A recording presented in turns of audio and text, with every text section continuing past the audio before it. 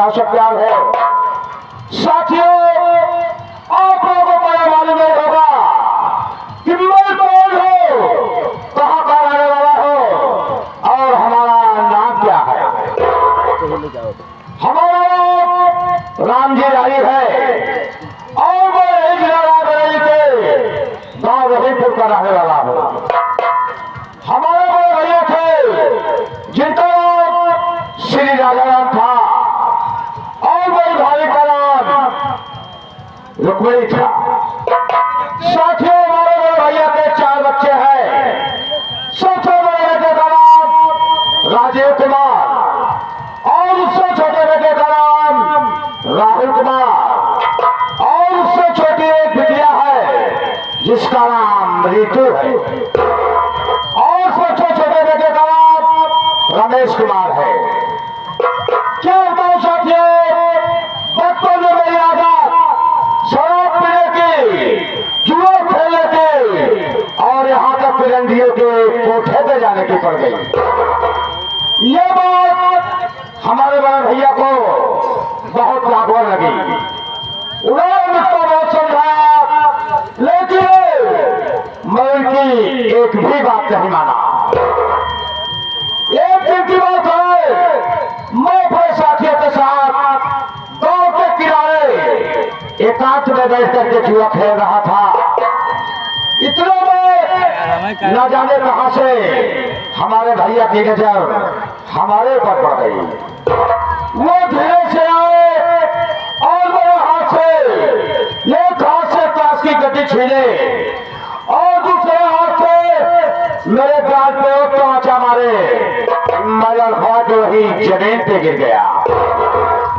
गुस्सा तो बहुत आए, लेकिन उस वक्त मैंने भैया को कुछ नहीं कहा।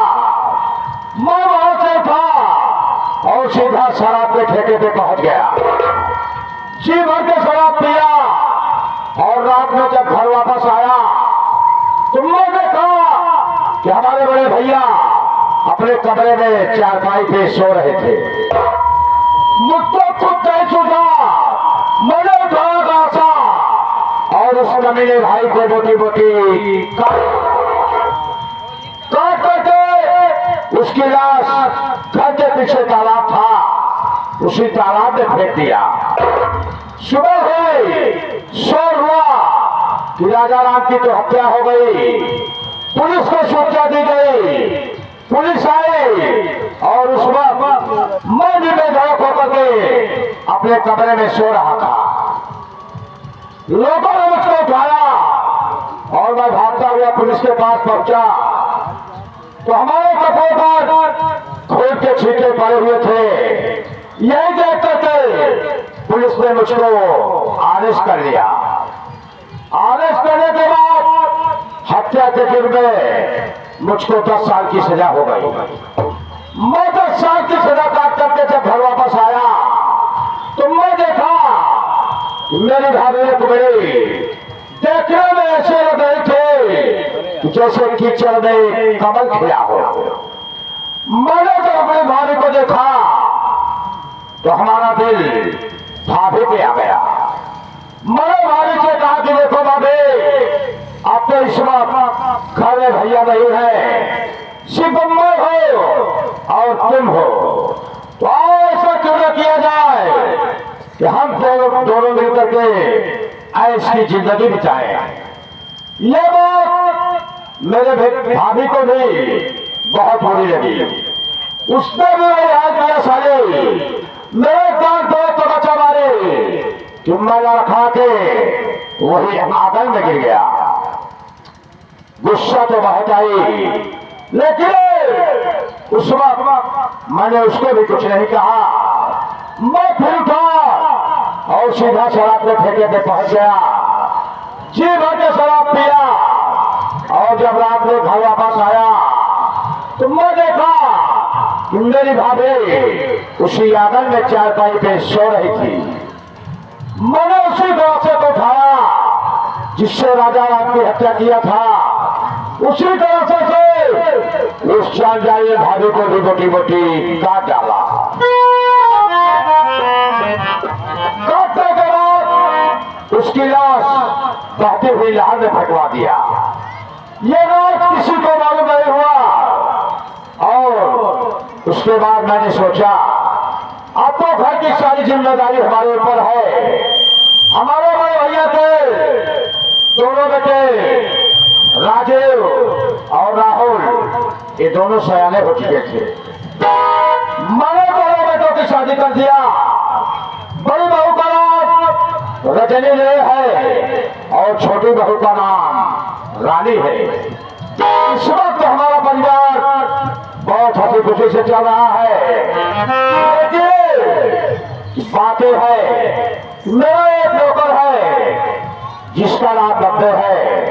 और हर वक्त कायम रहता है, समय से ड्यूटी नहीं आता। मैं यही बैठता हूँ, देखता हूँ कब आता है और कहाँ आता है।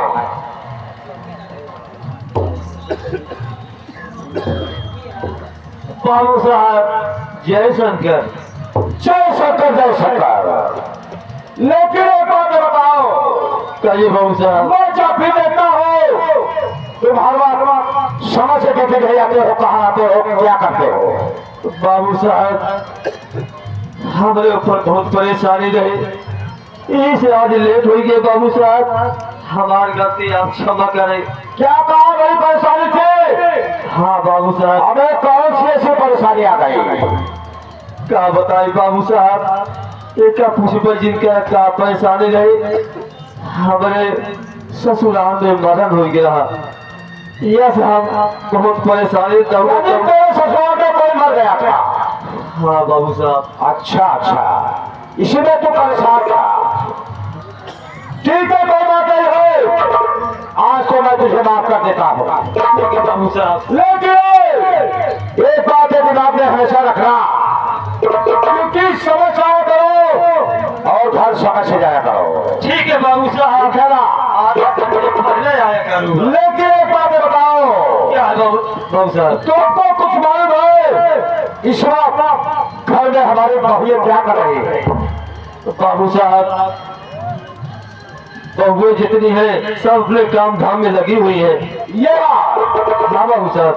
ठीक है बब्बे, चलता हो।